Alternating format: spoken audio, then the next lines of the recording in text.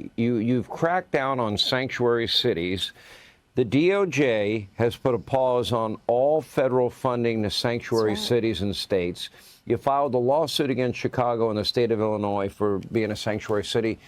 Am I wrong in my interpretation that a sanctuary city is aiding and abetting in lawbreaking? Sean, what they're doing is they are choosing illegal aliens over the safety and security of their own citizens and the men and women of law enforcement who are out there trying to protect their citizens. Not only did we sue today the city of Chicago, we sued the state of Illinois, we sued the mayor, we sued the governor, and we sued others. And let me be very clear, if you don't comply with federal law, you're going to be next. All right, guys, so we got to talk about the Trump administration promising to do exactly what they said they would do, which is to go after these sanctuary cities, to target these sanctuary cities, harboring illegal immigrant criminals. However, it seems as if we have a problem with going after these illegal immigrants in these sanctuary cities outside of the fact that you have these sanctuary cities refusing to cooperate with the federal government. You also have some of the woke citizens and protesters in these sanctuary cities that are helping the illegal immigrant criminals escape before ICE can show up and arrest them, which apparently is what happened out in Aurora, Colorado, when ICE showed up to arrest gang members that taken over the apartment complexes, something that the mainstream level media claimed was a conspiracy theory, right? This doesn't exist. This is not a real thing. You know, this is just made up, except it was 100% true. Again, the problem is that you have at least some residents in that city, in that neighborhood, that are actually helping the illegal immigrant gang members, the criminals, escape mass deportation from ICE. Take a look. I have so many questions. First of all, if they're shouting and helping these people get away with bullhorns, how is that legal to get help from the people in the streets? I know they can protest, but that's not what they're doing. You're exactly right. When they come to they cross the line of impediment, and that's why I'm working very close, starting this morning with Department of Justice, and where do they cross that line of impediment? So they may find themselves in a pair of handcuffs very soon. So working with DOJ on that, get some legal guidance on that. I'm not an attorney. I know what SecOps is about. I know what crossing that line is, but getting DOJ back up on that. So it's something we're looking at right now, Harris. We're not going to tolerate it anymore. This is not a game. When we show up these sites, this is a dangerous job for the men and women of ICE and Border Patrol and all the DOJ agencies. To have that type of interference puts our officers at great risk. Not only the officers, it puts the aliens at great risk because anything can happen when we take our eyes off the goal here. So we're addressing that immediately today. I'm addressing OPSEC today, operational security, how these leaks are happening. We've already identified how this operation got leaked. I'll deal with that today. Yeah, so this is the country that we're living in, guys. This is the country that we are living in, where you have radical liberals helping gang members escape mass deportation. You know, it's extremely frustrating, right? It really is, because this is a tough job, and this is what the country voted for. And President Trump is hell-bent on making it happen, okay, having the largest mass deportation operation in American history. However, when you have these government officials and these liberals that are resisting, that are trying to obstruct, it just makes it a lot more difficult, and it makes it a lot more dangerous as well, too. That's what these people don't realize, which is why you now have Miss Pam Bondi, Trump's attorney general. She is suing sanctuary cities like Chicago over their status for obstructing the federal government in their effort to enforce federal laws. And I want to talk about it, including Brandon Johnson's response, the woke mayor of Chicago's response. But before we get into it, we have to have a word from the sponsor of this video, Noble Gold. How fast can stock market sentiment change? In an instant. Just ask NVIDIA investors. $600 billion wiped out overnight instantly. No warning, no second chance. Market crashes, they don't wait. They strike fast, devastating the unprepared. But smart investors, they're one step ahead, protected and prepared. For nearly a decade, my friends at Noble Gold have helped investors protect their wealth with gold IRAs and physical gold. With over $2 billion in precious metal sales, Noble Gold is the place for Americans who are serious about their financial security. Gold is real, it's yours, and it retains value. And now, when you open a qualified account, you'll receive 2 5-ounce silver America the Beautiful coins for free. Are you diversified? If not, when will you act? When your portfolio is down 10, 20, 30%? Or will you protect your portfolio now? The next market crash won't send a warning. Visit noblegoinvestments.com today. That's noblegoinvestments.com. Don't just grow your wealth, guard it. And just remember, there's a risk with every investment and there's no guarantee of any kind. President Trump's crackdowns on illegal immigration are headed to court now. From efforts to ending birthright citizenship to taking on sanctuary cities and states over these ICE raids. We have live team coverage of these legal fights with Mills Hayes and Alicia Nieves. Let's start off with Mills, who's at Chicago City Hall with the Trump administration's new lawsuit. Mills, how's the state? How are Chicago leaders responding to this right now? Hey, good morning, Marky. Well, local leaders here say that this will not stop the fact that the city of Chicago is a welcoming city. This lawsuit essentially tells local leaders to ignore state and local laws in favor of federal immigration laws, saying that it interferes with federal immigration enforcement. Now, this lawsuit argues the supremacy clause of the Constitution gives the federal government the right to create and enforce laws without interference from states. The lawsuit takes aim at state laws, the Illinois Way Forward Act and the Trust Act, which bars state law enforcement from working with federal immigration officers, Chicago City Law, the Welcoming City Ordinance, which limits local police cooperation with ICE agents, and Cook County Law policy for responding to ICE detainers, which limits county police ability to provide the federal government with information about non-citizens in their custody. Illinois Governor J.B. Pritzker released a statement saying, unlike Donald Trump, Illinois follows the law. The bipartisan Illinois Trust Act, signed into law by a Republican governor, has always been compliant with federal law and still is today. We look forward to seeing them in court. But some local law enforcement officials, like the sheriff who represents the city of Rockford, Illinois, Gary Caruana, says that the current legislation is preventing his deputies from doing their jobs effectively. The Trust Act does not allow us to call immigrations and say, hey, this person has an issue and they could be dangerous. And this is where I'm concerned, is about public safety. This person could be dangerous. You might want to take a look at this. We can't do that. Yeah, this is common sense, right? This is common sense.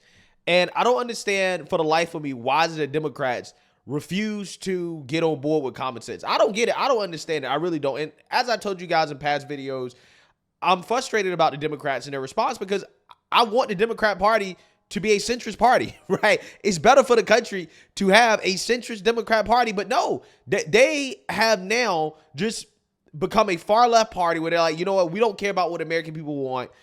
We are simply just going to adhere to the ideology of a minority of people in this country, okay?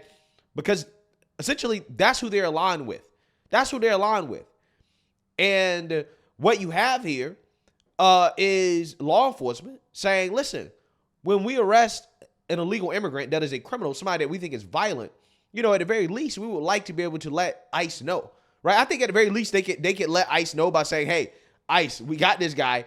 We're going to release him because we have to, right, due to our soft on crime laws. But we're going to release them, and this is where we're going to release them, and this is what time we're going to release them. I'm just saying there has to be a common sense way for this to be done. But unfortunately, the Democrats, they don't believe in common sense, okay? They do not believe in arresting illegal immigrants. And in fact, they believe that it is their job to obstruct the federal government from being able to enforce federal laws. In fact, this is kind of the crux of the lawsuit against sanctuary cities like Chicago, which is that, hey, you may have your state laws, but your state laws are obstructing the federal government. Therefore, we have supremacy, which Lori Lightfoot, the former mayor of Chicago, who, you know, happens to be a little bit better than Brandon Johnson. At that point in time when she was in office, it was hard to imagine Chicago getting a worse mayor than her. But even she said the truth back then, which is that, yeah, these laws are designed to undermine the federal government. Then Mayor Harold Washington signed an executive order stating that all residents of the city of Chicago, regardless of their citizenship, should have access to the same opportunities and benefits as anyone else. That sentiment was reinforced by former Mayor Lori Lightfoot during her term, and especially during President Trump's first 4 years in office. Chicago Police Department will not cooperate with ICE on any immigration-related business, and that's affected their ability to conduct immigration raids across the city. But that's exactly our intention. Illinois ranks 5 in the country for the amount of undocumented immigrants living in the state, behind California, Texas, Florida, and New Jersey, according to the most recent Homeland Security data. Only California, Illinois, and New Jersey are sanctuary states. Yeah, so non-cooperation is obstruction, okay? That's what it is. And that is essentially what Pam Bondi is arguing in this lawsuit. Chicago Mayor Brandon Johnson took to X saying that the lawsuit is under review by the city's law department, adding that the safety and security of Chicago residents remains the top priority, but the city will continue to protect the working people of our city and defend against attacks on our longstanding values. Johnson accused the Trump administration earlier this week of trying to get the city to surrender its humanity, something that he says the city will not do. And Johnson has also called on the president to work with Congress to create immigration reform. Thanks for watching. Yeah, and he also boo-hooed and cried about racism, which is what he does every single time he is confronted about the actions of the federal government in relation to his sanctuary city. According to Brandon Johnson, all of this is happening because the city is so diverse. The suit also names as defendants the governor, the mayor, police superintendent Larry Snelling, Preckwinkle, and Sheriff Tom Dart. Last month, ICE raids began nationwide targeting undocumented immigrants with criminal records. The president's border czar, Tom Homan, acknowledged Operation Safeguard would eventually expand. The administration threatened to prosecute elected officials who do not cooperate. Mayor Johnson responded during an unrelated event last night. He has accepted an invitation to testify before the House Oversight Committee next month about Chicago's status as a sanctuary city. Immigrants from around the globe have come to this city. Descendants of slaves migrated from the South, like my family did. So why anyone would be threatened by the diversity of our city, I can't answer that, but I will say that we're going to work hard to continue to make sure that working people are well defended and supported in this city. The U.S. Constitution puts a number of provisions that the federal government is in charge of, protecting our borders, making sure citizens are in the country. And when they're not, that supremacy clause allows federal law enforcement working with local law enforcement to send those people back to their country of origin. Yeah. So according to woke Mayor Brandon Johnson, the problem here is that Chicago is diverse, right? That is what the federal government has an issue with, not with him obstructing the federal government from being able to do their jobs to enforce the immigration laws on the books. No. You're just upset about our diversity. Bro, you can't make this up. You can't make this up. At this point, I cannot wait. I just cannot wait to see one of these Democrat officials get arrested for protecting these illegal immigrants. I can't wait to see it. I can't wait to see it. And I hope it's Brandon Johnson. I really do. That would be nothing that would make me happier than to see Brandon Johnson in handcuffs, okay? I want to see it because that's what he's doing. He is breaking the law, okay? That's what he's doing. And at some point, Democrats have to face accountability for their actions. Now, again, Pam Bondi has already done a great job of trying to set these sanctuary cities straight, taking away their funding, which I agree with. Also, on top of that, now you have these lawsuits as well, too, suing them over these policies. And we're going to see how far this goes. But, in the meantime, the clown show continues in Chicago. Irony here is that this hearing was largely about censorship, and allegedly the mayor's office tried to censor what happened in the meeting. So let's set the stage. A council hearing about controversial art at the Cultural Center devolved into chaos after 25th Ward Alderman Byron Sigcho Lopez appeared to call 34th Ward Alderman Bill Conway a white supremacist. By law, all city council meetings are recorded and streamed, but today clerk Anna Valencia says a mayoral staffer improperly called her office asking for a portion of the video to be edited. When a clerk staffer said they couldn't do that, the staffer asked for the video to be taken down. Valencia says she did not approve that. This morning, she put the video back up. Now let's play for you the clip that caused such a stir. This is about the process. Flag, we didn't have to fund that. Okay. We didn't have to fund it. Okay, all right. White Stop supremacists. it. Stop it. Stop it. You did. Okay. Alderman Lawson. Yeah, yeah. Yeah, you're up. Yes. White supremacists. Who said that? Get him out of here. Who said that? He did. Dicho Lopez just called. Did you say that? I said You did. I said that continue to run the process. What is this then? You should be out of here. This is a joke. This is a joke. You should be out of here. Okay. You are a joke. Okay. You are a joke. Gotta go. You gotta go. You can't call anybody here a white. You gotta go. You gotta go. All right, so that's Alderman Nick Sposato there chairing that meeting, kicking Sigcho Lopez out. Now, Clerk Valencia says the full unedited video is now back up online on the clerk's website. Anybody can watch it. It's unclear why the mayor's office wanted it scrubbed. In a statement, Valencia said, quote, I am, always have been, and always will be committed to building transparency and trust with our residents, and will ensure this does not happen again. We're here as public servants to ensure our residents have complete access to their government, and as long as I'm here, that will remain. Yeah, so is anybody surprised by this? Is anybody surprised by this?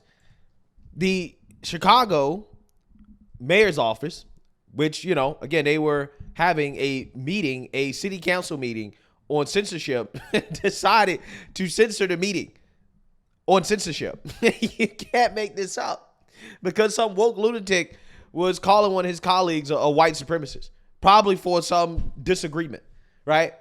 For disagreement. Are you a white supremacist? Right? This is what they do when they don't have an argument. The first thing they do is just throw out the white supremacist card, the racism card. That's what they do. When you can't come up with a solid argument for why is it that you're obstructing law enforcement from enforcing federal laws, immigration laws, you say, well, you just hate the diversity in our city, right? You must be a racist. Okay, you must be a white supremacist.